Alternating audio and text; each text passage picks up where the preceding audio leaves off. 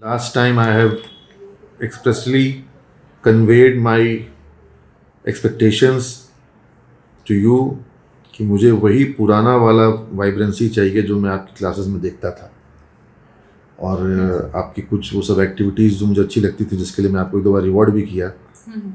और अब मैं अभी तो नहीं देख पा रहा हूँ क्या भेजा था आपने कि जो फर्स्ट है केस स्टडीज। मैं आपको केस तो स्टडी आपने केस तो मुझे भेजा नहीं, आपने मुझे केस तो भेजा नहीं है। नहीं, एविएशन का स्टूडेंट प्रेजेंट कर रहे हैं। हैं? स्टूडेंट प्रेजेंट कर रहे हैं। I just explain in the class and students वे तो आपको हमको का केस का एक जिस्ट जो आपने बनाया होगा, जो आपने उसका केस का जो स्टडी मटेरियल जो बनाया होगा, जो आपने जो उसका जो रीडिंग मटेरियल जो बनाया वो कहाँ शेयर किया है? प्रेजेंटेशन शेयर किया मैंने सर। ये तो फिर प्रेजेंटेशन ऑन एविएशन सेक्टर हो सकता है, इसको आप केस स्टडी कैसे कह रही हैं? कुछ केस लिखा ही नहीं गया तो फिर केस स्टडी कैसे हुआ? ये एविएशन सेक्टर के ऊपर एनालिसिस या उनका एक स्टडी, ठीक है। और स्टूडेंट्स इतना बढ़िया मौका था अभी जब ये गो फर्स्ट एयरलाइंस जो है वो ग्राउंडेड हुआ है तो उस पर एनालिसिस करवा सकती थी या फिर वही है सर। हाँ, गो फर्स्ट के बारे में भी थोड़ा जोर से बोलिएगा मैम। हाँ, गो फर्स्ट के बारे में ही एनालिसिस करवाया गया है। क्या प्रॉब्लम है, गवर्नमेंट ने क्या क्या एक्शन लिया और क्या क्या एक्शन लिया जा सकता है, वो सारा स्टूडेंट्स ने डिस्कशन किया। उसके पहले बड़ा इंटरेस्टिंग केस है जेट का और किंगफिशर का, सहारा का, डेक्कन का, इन सब का केस डिस्कशन किया गया है। अच्छा। कि पहले अभी कौन है जो अभी स्टार है और कौन ऑलरेडी बैंकरप्ट हो चुकी है, वो सारा डिस्कशन हुआ था। कौन सा बैच में हुआ ये? पीजीडीएम दिख रहा है।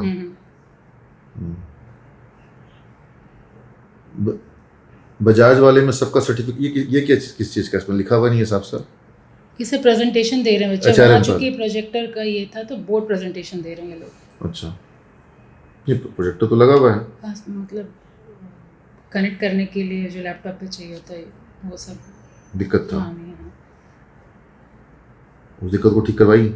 हाँ, वो हो चुका है, लेकिन पहले बताना होता है थोड़ा। अभी क्रेडिट भी चल रहा था, प्रेजेंटेशन भी चल रहा था, तो ये परफॉर्मेंस बैच है। हाँ, ये बैच 1 का है। तो कितने बच्चों ने पीपीटी तैयार किया था?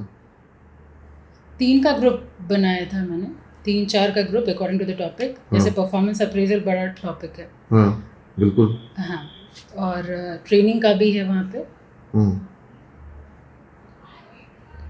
आप मुझे पोस्ट का लिंक ठीक से नहीं भेज पा रही हैं, उसमें मुझे डायरेक्ट ये सही से भेजा that provide continued meaning to the person's work life and planning is the process of setting the objective and अभी आपके पास मैक्सिमम एचआरएम के बैचेस हैं। अब न्यू बैचेस हैं business organisation, formulating the plan class शुरू हुई है। आपका कोई वीडियो नहीं भेजा है मुझे आपने यूट्यूब के वीडियोस अपने? अच्छा, भेज उस पे है सर, ऑनलाइन क्लासेस पे। उस पर देखूं? आप लोग मुझे उस पर भेज दिया, मेरे पे डायरेक्ट भेज दिया कि सबको अपना अलग अलग। अब मैं वहाँ जा कर सबका चेक नहीं कर पाता हूँ। अपना वीडियो उसी पे भेज। हाँ, मेरे कोई ठीक है। 5 वीडियोस हैं आपके, हैं एलिजिबल वीडियोस? 5 नहीं है सर। तो फिर आप तो उससे बाहर हो गई। आप जो 5 एलिजिबल वीडियोस आपको मिला होगा ना, तो अब मैं करूँगी। उससे आप आउट हो जाती हैं। उसमें आइए ना, उसमें तो आने पर कितना आनंद होगा।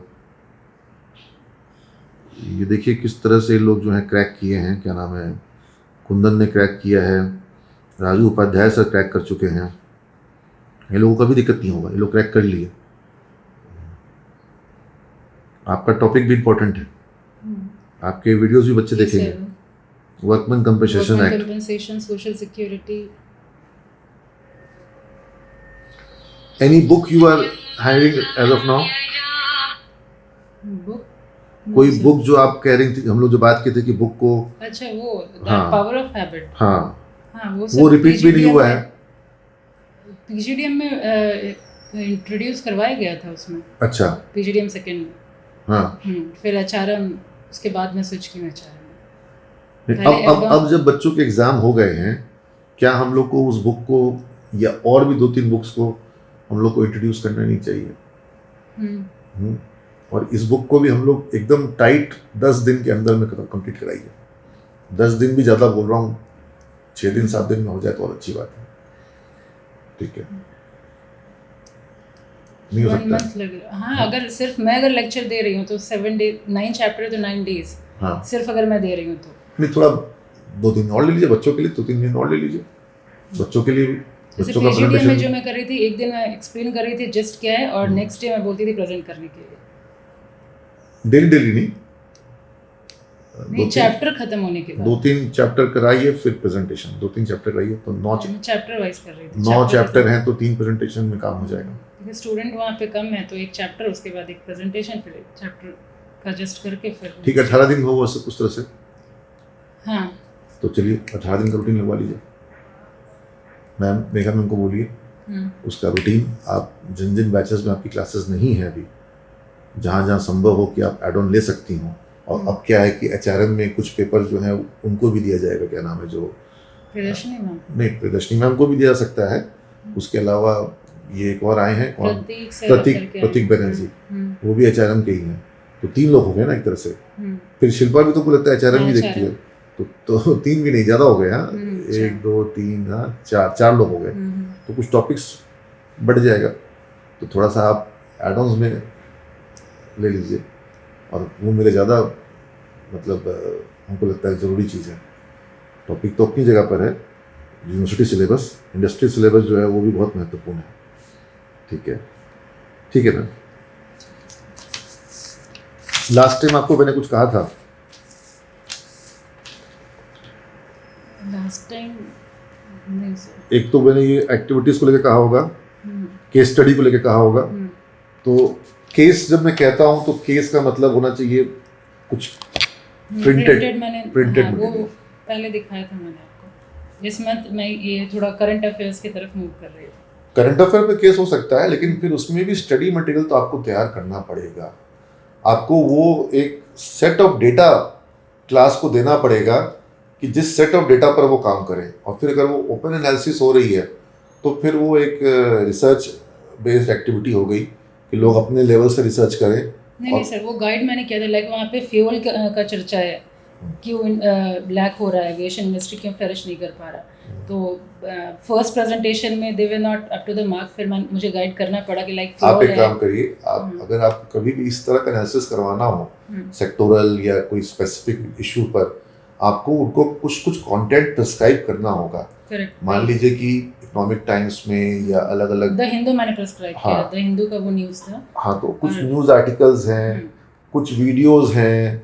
मैं थोड़ा सा वीडियोस को ज़्यादा इंट्रोड्यूस करना चाह रहा हूँ क्योंकि वो ज़्यादा सरस हैं, बच्चे ज़्यादा जल्दी 12 मई का ये न्यूज़ था, तो वो भी मैंने इन्फॉर्मेशन दी कि 12 मई का ये है न्यूज़, और द हिंदू में बहुत अच्छे से डिस्क्रिप्शन दिया हुआ। जब मैं गो थ्रू कर रही थी मुझे लगा कि स्टूडेंट से मैं करवा सकती हूँ, ठीक, तो कंटेंट वगैरह। लेकिन एक प्रॉपर जो एक बिजनेस केस होता है, सिचुएशन एनालिसिस होता है, वो भी ज़रूर करवाइए। दिस इज़ समथिंग, ये मैं इसको आपका ये बहुत अप्रिशिएट करूँगा, जो ये अभी एयरलाइंस वाला हुआ, इसको आप और ज़्यादा में करवाइए। प्लस थोड़ा हिस्ट्री में भी जाना पड़ेगा, मतलब ये थोड़ा बढ़िया से क्लास बने। और अगर इस तरह की क्लास आपकी है तो मैं वहाँ पर मेरे को बताइए, मैं अपना एक क्लास लेना चाहूँगा किंगफिशर को लेकर के और जेट एयरवेज को लेकर के। इनका जो फेलियर्स हुआ, उनके रीजंस कैसे और क्या रहे, ये मुझे बड़ा मज़ा आएगा करने में। हाँ, क्योंकि ये अपने आप में एक रियल केस है, उसको हम लोग वहाँ पर हम एनालिसिस करना चाहेंगे। अगर आपका कोई क्लास में बच्चे स्टडी किए हैं तो वहाँ ज़्यादा PGDM सेकंड में किए सारे, PGDM सेकंड थोड़ा छोटा बैच है, स्ट्रेंथ ज़्यादा नहीं है। हाँ, तो थोड़ा BBA को भी जोड़ दीजिए ना, दोनों मिला करके हम क्लास ले लेंगे।